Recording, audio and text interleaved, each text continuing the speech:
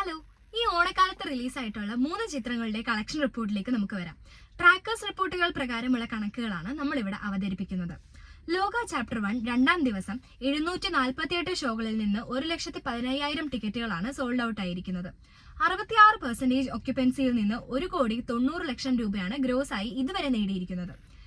Trackers റിപ്പോർട്ടുകൾ പ്രകാരം ആദ്യ ദിവസം ചിത്രം 5 കോടിക്ക് മുകളിലാണ് വേൾഡ് വൈഡ് ആയി നേടിയിരിക്കുന്നത്.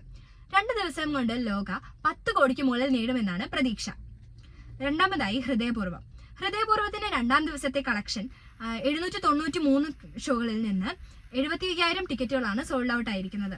32% ഒക്യുപ്പൻസിയിൽ നിന്ന് 1,22,00,000 രൂപയാണ് ചിത്രം ഗ്രോസ് ആയി നേടിയിരിക്കുന്നത്. ലാലേട്ടന്റെ ഏറ്റവും പുതിയ സിനിമയാണ് ഹൃദയപൂർവ്വം. ആദ്യ ദിവസം വേൾഡ് വൈഡ് ആയി ചിത്രം നേടിയിരിക്കുന്നത് 7 കോടിക്ക് മുകളിലാണ്. മൂന്നാമതായി ഫഹദ് ഫാസിലിന്റെ ഏറ്റവും പുതിയ സിനിമയായ ഓടും കുതിര ചാടും കുതിര, അത് ഇന്നാണ് റിലീസായത്.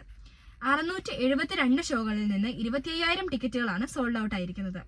19% ഒക്യുപ്പൻസിയിൽ നിന്ന് 50 ലക്ഷം രൂപയാണ് ഗ്രോസ് ആയി നേടിയിരിക്കുന്നത്. ഫസ്റ്റ് ഡേ തന്നെ 2 കോടിക്ക് മുകളിൽ വേൾഡ് വൈഡ് കളക്ഷൻ നേടുമെന്നാണ് ട്രാക്കേഴ്സ് റിപ്പോർട്ടുകൾ മുഖാന്തരം നമുക്ക് അറിയാൻ കഴിഞ്ഞിരിക്കുന്നത്. നിങ്ങൾക്ക് വീഡിയോ ഇഷ്ടമായാൽ ഉറപ്പായിട്ടും ലൈക്കും ഷെയറും സബ്സ്ക്രൈബും ചെയ്യണേ.